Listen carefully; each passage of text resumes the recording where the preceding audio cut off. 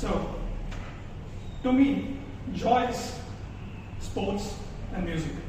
So I love to play when I feel myself enjoying, when I'm playing or I'm listening to music or when I sing a song. So today I'm going to sing a song and see how I'm going to enjoy.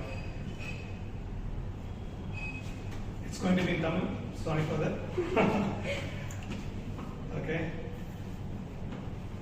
I don't know whether you know this song. Maybe you can come to know.